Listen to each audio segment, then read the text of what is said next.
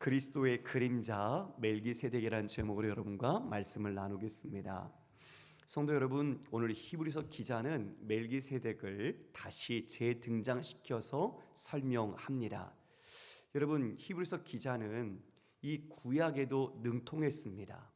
그러니까 유대교의 전통과 문화, 율법에 아주 박식했을 뿐만 아니라 그리고 기독교인으로서 예수 그리스도가 어떤 분인지 잘 알고 있었죠. 그래서 지금 이 히브리서의 독자들, 즉 그 믿음 때문에 현실에 도움이 되지 않고 그 박해와 환난으로 믿음을 버리려고 했던, 그래서 다시 유대교로 돌아가려는 그 움직임을 갖고 있었던 배교의 위험에 빠진 자들에게 예수 그리스도가 어떤 분인지를 강력하게 설명하고 그들에게 깨닫게 함으로써 흘러 떠내려가지 않도록 하고 있습니다. 그 가운데 오늘 멜기세덱이 등장을 합니다. 멜기세덱이 등장하는 이유가 있겠죠. 이미 5장에서 두 차례에 걸쳐서 멜기세덱에 대하여 이야기를 한 적이 있습니다. 그러나 그때 더 이상 이것을 지금 이야기해도 이 독자들이 이해할 수 없다, 알아들을 수 없을 것이다 라고 말하면서 중단시켰습니다. 그리고 5장 말미부터 6장에는 그리스도인의 성숙이 무엇인지, 배교의 위험이 무엇인지, 그리고 확실한 약속의 말씀을 강조해 주었습니다.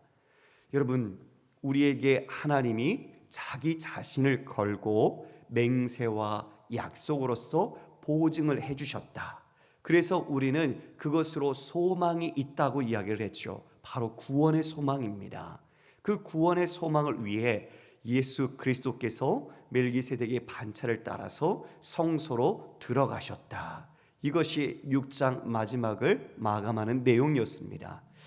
여러분, 오늘 멜기세덱을 이제 이 히브리서 기자가 재등장시켜 설명하는데 거기에는 중요한 하나의 설명의 모형이 있습니다.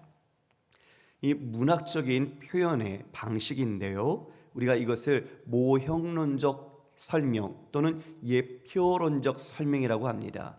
모형과 예표, 그러니까 모형이 있다는 건 원형이 있다는 것을 말하는 것이죠.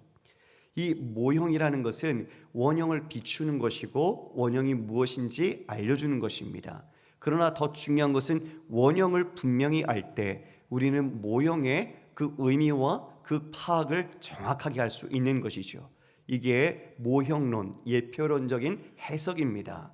우리는 성경에서 구약을 읽고 신약을 읽다 보면 이 신약의 예수님이 구약의 어떤 인물과 상당히 유사하다, 그 인물 속에 예수님이 생애 그분의 걸어간 길이 보인다라는 그런 느낌을 받을 때가 있습니다. 여러분, 혹시 누가 떠오르십니까? 요셉이 먼저 떠오릅니다. 요셉이 아버지께 사랑받는 아들이었죠. 예, 참 야곱의 사랑을 받는 아들이었지만 형제들의 배신, 그리고 형제들이 그를 팔아넘깁니다. 종으로. 그러나 그 종으로 가서 다시 노예로 팔리고 그 노예 속에서 억울함을 당하면서 감옥에 가게 되죠. 그러나 그 감옥에서 다시 주님의 형통케 하심, 주께서 그와 함께 하시는 가운데 총리가 됩니다. 그러나 그 총리가 되어서 무슨 일을 합니까? 그 기근으로 온 세상 사람들이 고통을 받고 죽어야 하는데 그 기근으로부터 많은 생명을 구원합니다. 그리고 더 나아가서 자신을 그렇게 팔았고 자신을 배신했던 그 형들과 다시 용서를 하고 화목을 하는 모습을 나타내죠. 예수님, 하나님의 아들, 사랑받는 분이셨습니다. 그러나 그분께서 우리와 같은 종의 형체를 가지시고 이 땅으로 오셨습니다. 이 땅에 오셔서 온갖 고난과 박해 그리고 수치를 당하셨습니다. 억울하지요.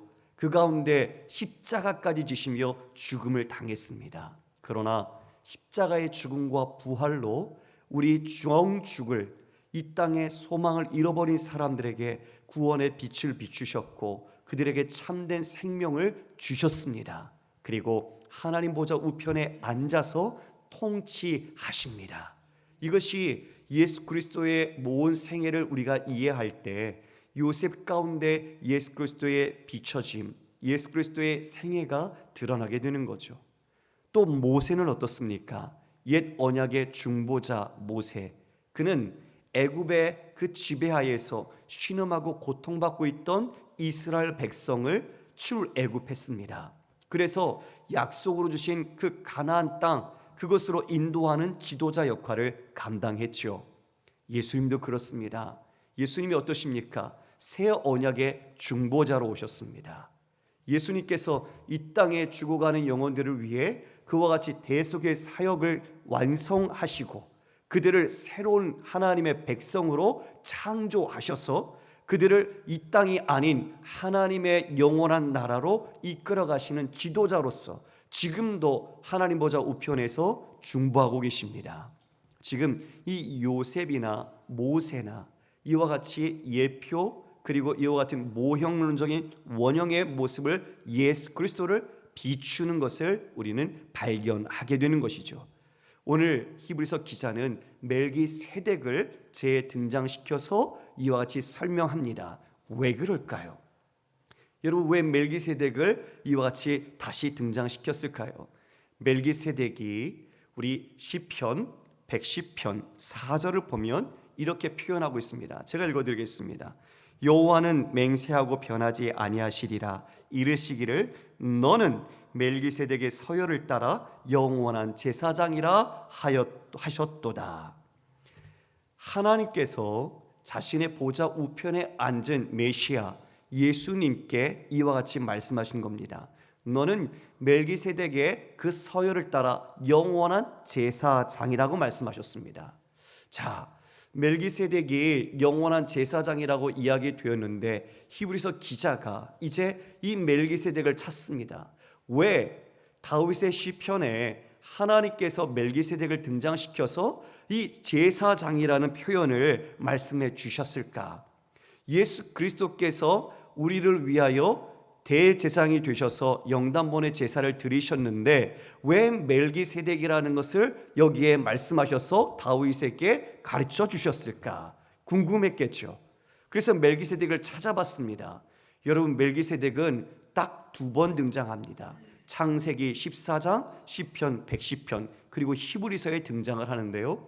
그래서 지금 창세기를 찾아보게 되는 겁니다. 그러면 창세기 14장의 말씀 우리가 함께 볼까요? 17절 이하의 말씀인데요. 우리가 한 절씩 교독하겠습니다. 아브람이 그돌라오멜과 그와 함께한 왕들을 처부수고 돌아올 때에 소돔 왕이 사회 골짜기 곧 왕의 골짜기로 나와 그를 영접하였고 살렘 왕 멜기세덱이 18절 같이 읽겠습니다. 시작. 살렘 왕 멜기세덱이 떡과 포도주를 가지고 나왔으니 그는 지극히 높으신 하나님의 제사장이었더라.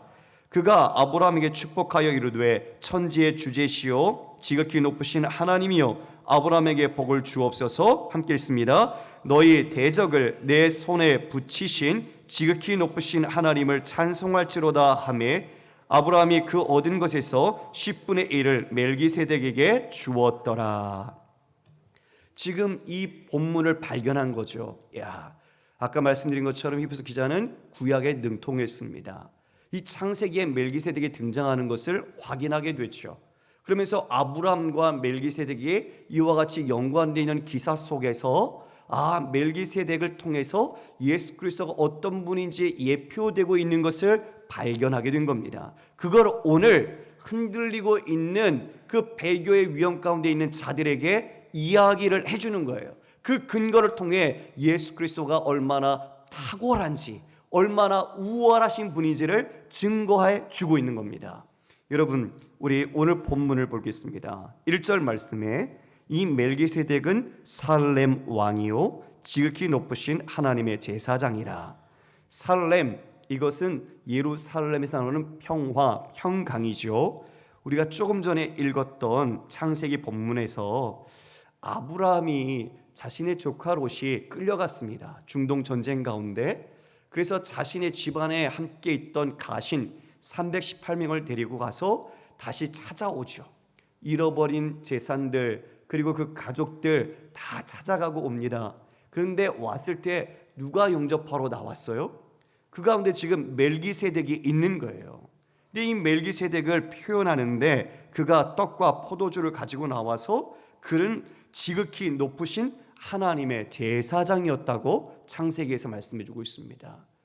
지극히 높으신 하나님의 제사장, 하나님을 섬기는 제사장이라는 거예요. 근데 여러분, 하나님께서 제사장을 언제 세우셨습니까? 아론을 통해서 세우셨습니다. 그렇지요? 레위 지파 그 아론을 통해서 하나님께서는 제사장을 세우셨어요. 근데 그 이전입니다, 지금. 그런데 이미 지극히 높으신 하나님을 섬기는 제사장으로 있는 겁니다. 게다가 그가 아브라함을 축복합니다. 축복하되 천지의 주제시요 지극히 높으신 하나님이여 아브라함에게 복을 주옵소서. 그 아브라함에게 복을 빌어주는 것이지요. 그것을 지금 다 듣고 이 아브라함이 자신이 가져온 그 전리품 가운데 10분의 1을 그 멜기세덱에게 바칩니다. 이게 창세기에 기록된 내용입니다. 지금 그걸 끌어와서 히브리서 기자가 말하는 겁니다. 멜기세덱은 살렘 왕이다. 지극히 높으신 하나님의 제사장이다. 여러 왕을 쳐서 죽이고 돌아오는 아브라함을 만나서 복을 빈 자다. 간략하게 요약해서 말해주죠. 그리고 2절에는 아브라함이 모든 것의 10분의 1을 그에게 나누어 주었다. 전리품을 준 것을 이야기합니다. 그 이름을 해석하는데 멜기세덱, 여기에 멜크, 이거는 멜렉이라는 왕이라는 단어입니다. 세덱, 제데카라는 의라는 단어죠. 그러니까 합하면 의의 왕이 됩니다. 의의 왕. 그리고 그가 살렘의 왕이었다고 합니다. 예루살렘으로도 표현될 수 있고 또 살렘이라는 단어가 당시에 세겜으로도 통용되었다고 했기 때문에 어딘지는 확실하게 알 수 없으나 대부분은 예루살렘으로 봅니다. 즉 평강의 이름을 가지고 있는 평강의 왕이다. 여러분, 이름이 비범하지요? 저를 보십시오. 이름을 잘 지어야 돼요. 우리도 아기를 태어나거나 그러면 이름을 신중하게 짓습니다. 근데 이 멜기세덱의 이름의 뜻이 지금 의의 왕이다, 그리고 평강의 왕이라고 말합니다. 여러분, 누가 떠오르지 않습니까? 그 이름 속에서 그 의로 그리고 평강으로 통치하시는 분이 떠오르지 않습니까? 바로 예수 그리스도십니다. 예수 그리스도의 이름, 그분의 속성과 성품이 의로, 그리고 이와 같이 그 모든 의로 말미암아 또 평강 가운데서 행하시는 분이었죠. 그래서 이사야서에서는 이렇게 말씀하고 있습니다. 이사야 9장 6절 말씀입니다. 이는 한 아기가 우리에게 낳고 한 아들을 우리에게 주신 바 되었는데 그의 어깨에는 정사를 메었고 그의 이름은 기묘자라 모사라 전능하신 하나님이라 영존하시는 아버지라 평강의 왕이라 할 것임이라. 그가 태어날 건데 그 아기의 이름을 평강의 왕이라고 설명해 주고 있습니다. 예수님이 어떻게 이 땅에서 통치하실 것인가? 의로, 하나님의 의로, 그리고 하나님의 샬롬, 평강으로 통치하실 것을 지금 이 멜기세덱의 이름 가운데서 엿볼 수가 있습니다. 여러분이 3절을 함께 같이 읽어보겠습니다. 시작. 아버지도 없고 어머니도 없고 족보도 없고 시작한 날도 없고 생명의 끝도 없어 하나님의 아들과 닮아서 항상 제사장으로 있느니라. 아버지도 없습니다. 어머니도 없습니다. 족보도 없습니다. 이 지금 멜기세덱에 대해서는 많은 설이 있습니다. 그를 천상적 존재로 보는, 천상의 전사의 모습으로 보기도 하고 종말론에 나타날 제사장으로 보기도 했습니다. 분명히 그는 사람입니다. 태어났겠죠. 그런데 지금 여기 아버지도 어머니도 족보도 없다고 침묵하며 그것을 가려버렸습니다. 여러분, 이것을 성경에서는 침묵 기법이라고 합니다. 침묵 기법. 분명히 정보는 있을 수 있는데 그 정보를 밝히지 않고 묻어두는 겁니다. 왜요? 오히려 그 묻어둠으로써 그 침묵이 바로 예수 그리스도를 드러내는 더 중요한 기능을 하기 때문입니다.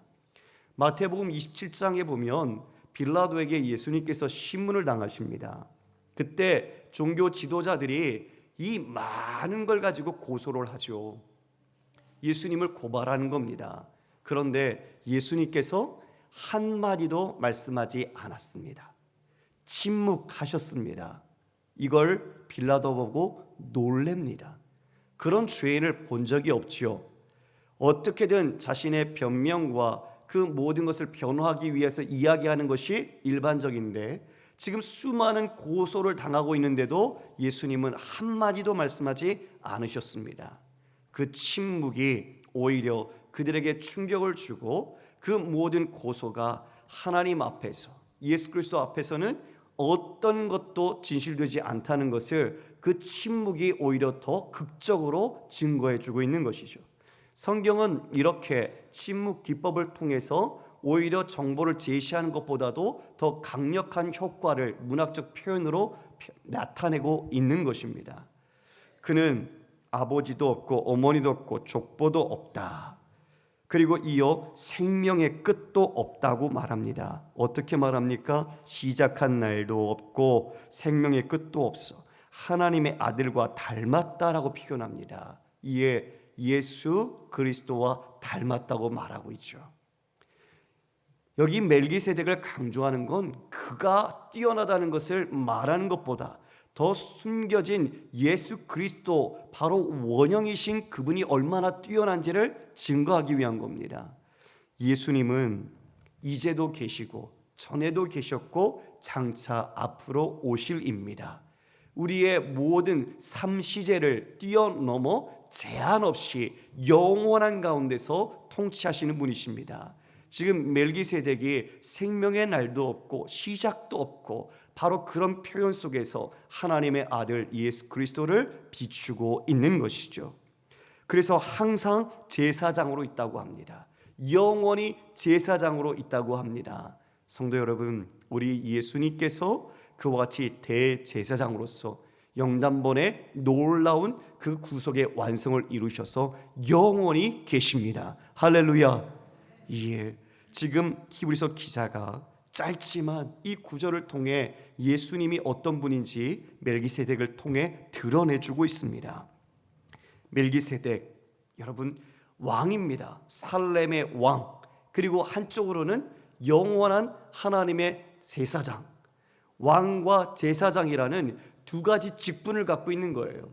그런데 율법을 보면 이 왕이나 제사장은 구별이 되어 있습니다. 둘 다 기름을 받죠. 기름 부음을 받습니다. 그런데 한 사람이 이렇게 두 가지를 가질 수가 없어요. 여러분, 왕은 유다 지파를 통해서 났습니다. 그리고 제사장은 레위 지파를 통해 납니다. 그러니까 한 사람이 두 가지의 이중직을 할 수가 없는 겁니다. 그런데 누가 그것을 했습니까? 멜기세덱이. 그래서 멜기세덱을 인용한 거예요. 멜기세덱을 이와 같이 영원히 멜기세덱을 따라 너는 영원한 제사장으로 있다는 시편의 말씀을 발견했을 때 진짜 놀라운 걸 깨달은 거죠. 아, 그렇게 나타나지 않았던, 많이 거론되지 않은 멜기세덱이 왜 여기에 나타났을까? 그것을 창세기를 통해서 예수 그리스도께서 행하신 바로 그 사역의 왕으로서 너는 내 오른편에 앉아 있으라. 통치하시는 왕이시요, 또한 그분이 우리의 제사장으로서 이루신 그 모든 속죄의 제사와 구원 사역을 함께 이 모든 멜기세덱 안에서 본 겁니다. 그러므로 히브리서 기자가 멜기세덱을 이와 같이 증명해내고 있는 것이죠. 예수님, 그분은 지금 우리의 두 가지 이외에도 한 가지를 더 하셨습니다. 예수님은 삼중직을 감당하셨습니다. 그것은 바로 선지자입니다. 구약의 기름 부음을 받는 세 가지 직분은 왕과 제사장, 선지자입니다. 예수님은 의와 평강으로 통치하셨고, 그리고 예수님은 우리 인간의 모든 죄를 속죄하기 위하여 하나님께서 이 땅에 보내신 제사장이었고, 또한 예수님은 아버지의 뜻과 계시를 가지고 우리에게 가르치시며 전파하신 선지자였습니다. 예수님은 이처럼 삼중직의 그 완전한 사명을 감당하셨던 것이죠. 이에 4절에 얼마나 답답했는지 이 히브리서 기자가 한 가지 탄식과 질문을 던져요. 뭐라고 합니까? 이 사람이 얼마나 높은가 생각해 보라. 왜 이렇게 했을까요? 깨달으라는 거죠, 여러분. 이 히브리서 기자는 지금 마음속에 이 놀라운 기쁨과 그리고 정말 예수님의 이 참된 그 사랑과 은혜가 가득해요. 지금 이것을 이 말하고 있는 이 사람이 아니라 독자들이 이해해야 할 텐데, 그들이 알아먹을 귀가 있어야 되고 깨닫는 마음이 있어야 할 텐데, 그것을 정말 간절히 바라면서 이 사람이 얼마나 높은지 생각해 봐라 그러는 거예요. 답답함이 터쳐나온 거죠. 예, 맞아요. 여러분이 누군가 이야기를 하는데 말귀를 못 알아들으면 답답해요. 그럼 뭐라고 말합니까? 제발 좀 잘 들어, 이렇게 얘기하죠. 그런 거예요. 멜기세덱이 얼마나 높은 사람인가, 그러나 그를 통해 예수 그리스도가 얼마나 뛰어난 분인가 생각해 보라는 것이죠. 그러면서 실제적인 근거를 5절부터 들기 시작합니다. 여러분, 우리 5절 함께 읽어볼까요? 시작. 레위의 아들들 가운데 제사장 직분을 받은 자들은 율법을 따라 아브라함의 허리에서 난 자라도 자기의 백성인 형제인 백성에게서 10분의 1을 취하라는 명령을 받았으나 레위 족보에 들지 아니한 멜기세덱은 아브라함에게서 10분의 1을 취하고 약속을 받은 그를 위하여 복을 빌었나니. 예, 레위 지파를 따라서 제사장들이 나는데, 지금 레위의 아들들은 율법에 따라서 하나님이 주신 율법에 지정한 것에 따라서 자신의 형제되는 백성들에게 10분의 1을 받는 거예요. 그런데 지금 6절에 보면 레위 족보에 들지 않은 멜기세덱, 그렇죠. 이 지금 멜기세덱이 있을 때에는 레위가 태어나지도 않았어요.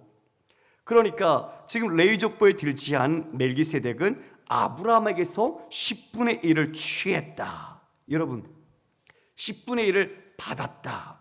지금 율법으로도 정해진 것도 없어요. 어떻게 당위적으로 바칠 필요도 없는데 아브라함이 그것을 자원하여 드린 거예요, 멜기세덱에게. 그러니 지금 너희들이 레위 제사장에게 가서 바치는 것은 의무와 당연하게 율법을 따라 하지만, 지금 이 아브라함, 너희들이 가장 크다고 생각하는 인물인 이 아브라함이 그와 같이 자원하여 바쳤으니 멜기세덱이야말로 얼마나 높은 사람이냐 이야기를 하는 거죠. 또 게다가 이 멜기세덱이 아브라함을 어떻게 했죠? 축복했어요. 멜기세덱을 축복했어요. 멜기세덱이 축복을 했어요. 여러분, 7절에 보면 이렇게 말합니다. 논란의 여지가 없이 낮은 자가 높은 자에게서 축복을 받느니라. 이게 높은 사람이 아랫사람에게 축복을 해주는 거죠. 그러니까 지금 멜기세덱이 아브라함에게 축복을 빌었으니 당연히 멜기세덱이 더 높은 우월한 그런 사람이다라는 것을 여기서 증명해냅니다. 여러분, 창세기에 보면 야곱이 이제 이 애굽으로 내려옵니다. 그렇죠? 요셉이 가족을 다 모시고 내려오도록 해서 내려와요. 그 야곱이 그 위대한 애굽의 왕 바로를 만납니다. 그런데 바로를 만나서 어떤 일이, 참 어처구니 없는 바로의 입장에서 일을 당하는데 누가 축복을 하죠? 야곱이 바로를 축복합니다. 생각해 보세요. 대제국의 왕인 바로가 있는데 지금 먹고 살기 힘들어서 가나안 땅을 떠나 지금 애굽으로 온 식객이 지금 바로 왕 앞에 와가지고 바로를 축복하는 거예요. 여러분, 놀랍지 않습니까? 이거 뭔가 좀 바뀐 것 같아요.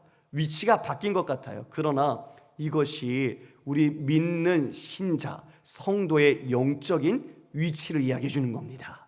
하나님의 축복을 받은 성도가 이와 같이 축복하는 자로서 이 세상의 절대 권력자까지도 축복할 수 있는 하나님의 백성이라는 것을 증명해 주시는 거예요. 할렐루야. 여러분이 받은 축복은 이 세상이 주는 축복이 아니죠. 하나님이 주시는 축복, 하나님이 여러분에게 주신 축복을 우리는 이와 같이 이 세상의 어떤 능력자라도, 절대 권력자라도 우리는 그들의 지위 앞에서 우리가 굴종하는 것이 아니라 하나님의 자녀됨의 지위와 영광으로 그들을 축복하는 것입니다.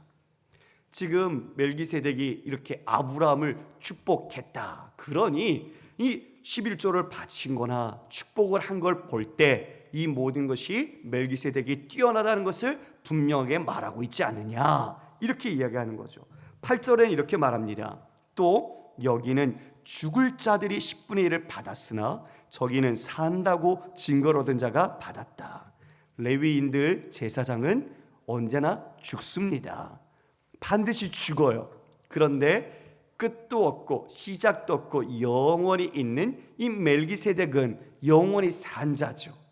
그와 같이 이 레위 제사장과 그리고 멜기세덱과는 비교할 수 없는 제사장이라는 것을 우리에게 보여주고 있습니다. 우리 여러분 그 다음에 같이 9절 10절 함께 읽어볼까요? 시작. 또한 10분의 1을 받는 레위도 아브라함으로 말미암아 10분의 1을 바쳤다고 할 수 있나니 이는 멜기세덱이 아브라함을 만날 때에 레위는 이미 자기 조상의 허리에 있었음이라. 이 유대인들의 관념 속에는 후손은 그 조상에게 포함되어서 이야기를 합니다. 그러니까 아브라함 시대에 아직 레위는 태어나지 않았지만 그 자손으로서 아브라함의 허리에 있었다고 표현하는 거죠. 즉 아브라함이 11조를 바친 것, 이것이 그 자손인 레위도 그와 같이 멜기세덱에게 11조를 바친 것으로 간주되는 것입니다. 그러니 이 지금 레위, 현재도 제사장으로 있는 레위와 이 멜기세덱이 예표하는 예수 그리스도와 전혀 비교 불가한, 그리고 절대적으로 뛰어난 분이 바로 예수 그리스도시라는 것을 말씀하고 있는 것입니다. 할렐루야. 여러분, 왜 이렇게 강조하며 얘기했을까요? 예수 그리스도를 아는 것 너무나 중요하기 때문입니다. 여러분, 믿음이 흔들리는 것은 예수님이 누구인지 모르기 때문입니다. 우리도 사람과 사람 서로 알아가면서 교제할 때 그 사람이 누군지 모르면은 실은 그 사람에 대해서 신뢰가 많지 않아요. 그런데 그 사람을 알아가고 깊이 서로 교제하고 그리고 서로가 마음을 공감할 때 이제 우리는 그 사람을 믿을 수가 있고 안다라고 표현할 수 있는 거죠. 예수님도 그렇습니다. 우리가 예수님을 안다고 말하지만 그 알미 우리의 매일매일의 삶에서 인격적인 야다의 알무로, 실제적인 체험의 알무로 나가지 않으면 우리는 들은 것으로 만족할 때 우리는 진짜 알지 못합니다. 그러면 삶의 역경이 닥치고 삶의 태풍이 불어닥치면 인생의 겨울이 올 때 흔들리는 겁니다. 히브리서 독자들처럼 예수 그리스도가 누군지 모르기 때문에, 그분이 얼마나 크신 분인지 모르기 때문에 흔들리는 겁니다. 그래서 알라는 겁니다. 알라고 하는 겁니다. 여러분, 우리 그냥 한 가지 상상을 해봅시다. 내가 만나는 사람이 있어요.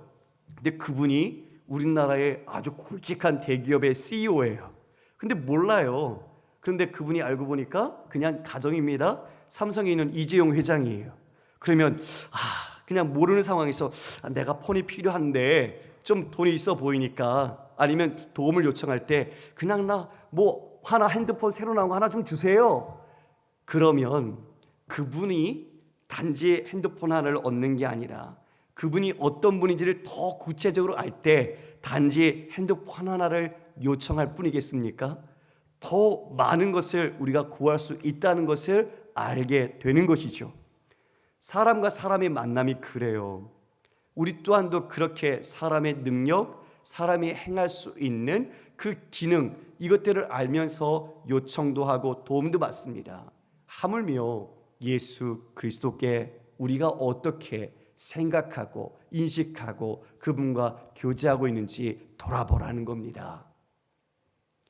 여러분, 우주의 이 모든 만유에 주시고 만왕의 왕이신 분인데 그분을 우리가 알지 못하니까 내 삶의 자그마한 문제도 그 믿음에서 흔들리는 겁니다.